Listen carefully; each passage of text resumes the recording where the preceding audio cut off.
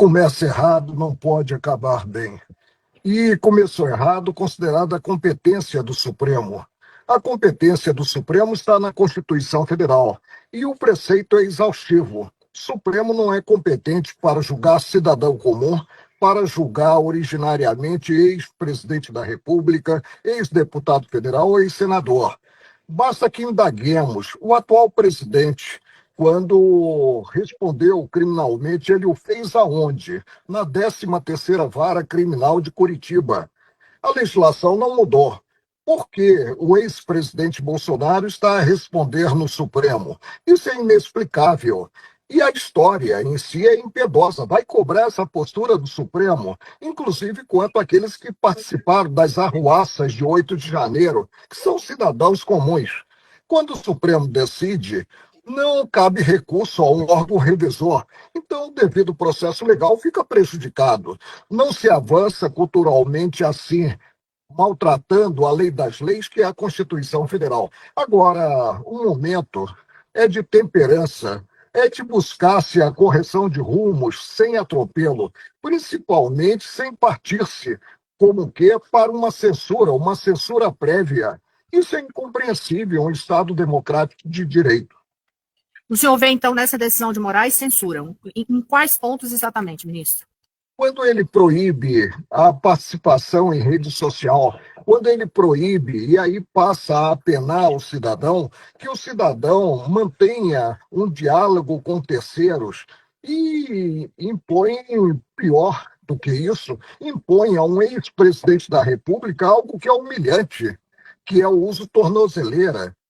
Para quê? Qual é o receio dele fugir? Não pode haver esse receio. Em direito penal, o meio justifica o fim, jamais o fim ao meio, sob pena de termos aí a Babel, de termos um contexto que não se mostrará harmônico com a Constituição Federal. Inclusive, eu tenho lido o noticiário e ele não definiu bem o alcance dessa censura prévia.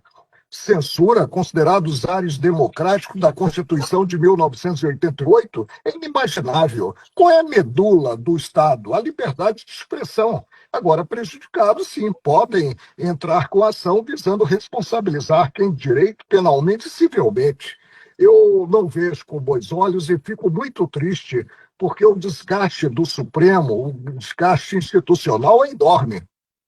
Puxando aí pelo Supremo, o senhor acha que o caminho do Supremo, o Supremo caminha para onde nesse momento?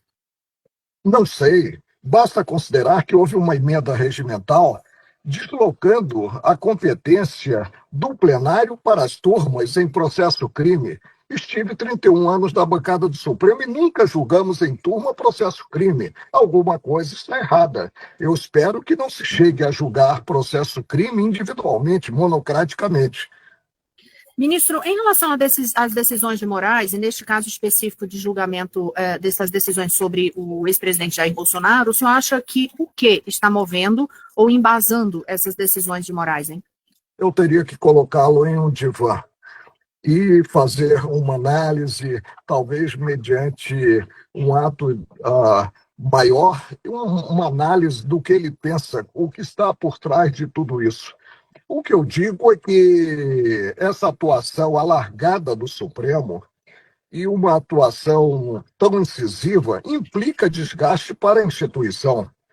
Eu vou fazer uma pergunta. Indagando a uma pessoa do povo, você gostaria de ser julgado hoje pelo Supremo? A resposta vai ser negativa. Eu, por exemplo, quando era integrante do Supremo, se me envolvesse em um sinistro, em um desastre de carro com vítima, eu responderia junto ao Supremo. Mas hoje, como ex-ministro do Supremo, o meu foro, o meu juiz natural é a primeira instância.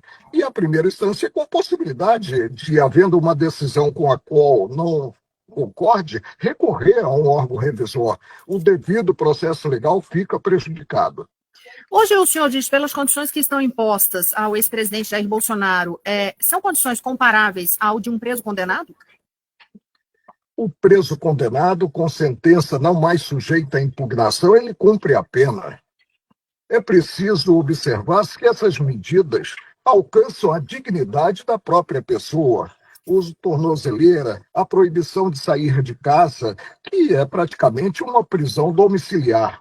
Vamos observar a ordem natural, que é apurar para, selada a culpa no processo crime, exercido o direito de defesa, chegasse à execução do pronunciamento judicial definitivo. E não há esse pronunciamento por enquanto. O ministro Luiz Fux divergiu, agora por último, na turma, e se lá eu estivesse, o acompanharia, divergiu quanto à utilização por um ex-presidente da República. Vamos respeitar a instituição que é a presidência da República. Utilizar como se fosse um bandido de periculosidade maior, utilizar a tornozeleira. A tornozeleira é uma apenação que digo humilhante, porque alcança a dignidade da pessoa. Por que o senhor acredita, então, que os ministros têm acompanhado na turma, em maioria, as decisões de Moraes? Porque Fux ficou voz isolada. É um espírito de corpo que não deveria haver. Quando formei no colegiado, me manifestava espontaneamente, segundo o meu convencimento, não me importando em somar voto. Não há campo para solidariedade no órgão julgador. Cada integrante do órgão julgador deve atuar com absoluta independência, evidentemente acompanhando o colega no que se convencer do acerto da proposição desse colega.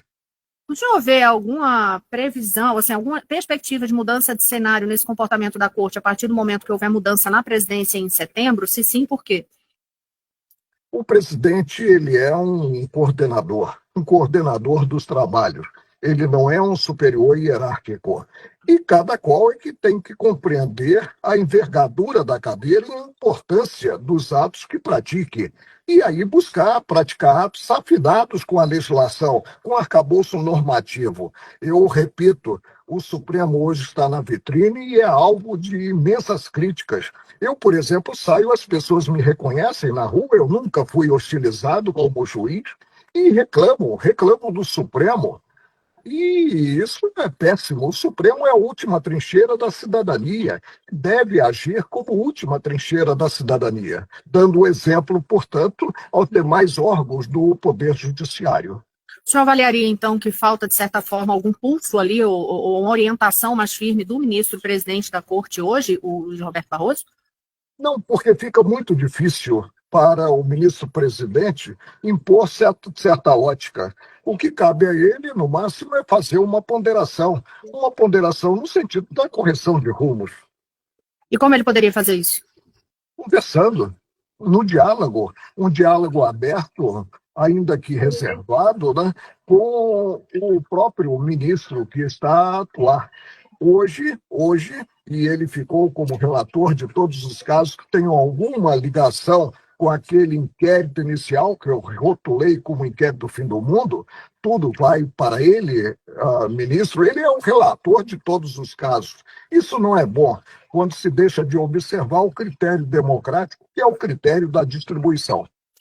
Voltando à questão das decisões sobre Jair Bolsonaro, o senhor enxerga nessas medidas de Moraes uma tentativa de banimento da imagem do ex-presidente? Não, eu não posso. Por que banimento? Agora mesmo se potencializou muito a fala do presidente Trump. E uma fala como governante. E não visou proteger a família Bolsonaro. A família Bolsonaro não tem, junto à presidência dos Estados Unidos, esse prestígio todo, a ponto de o próprio governo interferir ou tentar interferir numa atuação do país irmão. Isso aí é algo ingênuo e que precisamos parar para observar qual é a origem em si dessa atuação do presidente Trump. Mas eu vou insistir nessa questão do banimento, porque uma das reclamações que tem sido feitas pelos apoiadores de Jair Bolsonaro é o fato de ele não poder dar entrevista, não poder usar as redes, e essa extensão dessas medidas cautelares ir para terceiros, deixando dúvidas, inclusive, até quem que poderia ou não, se poderia usar alguma entrevista antiga de Bolsonaro, se pode usar alguma imagem antiga.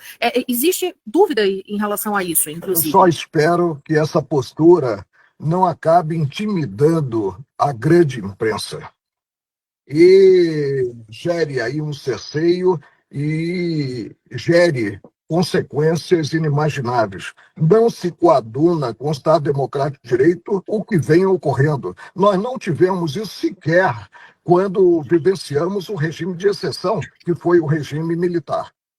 Se não se viveu isso nem no estado de exceção, o senhor classifica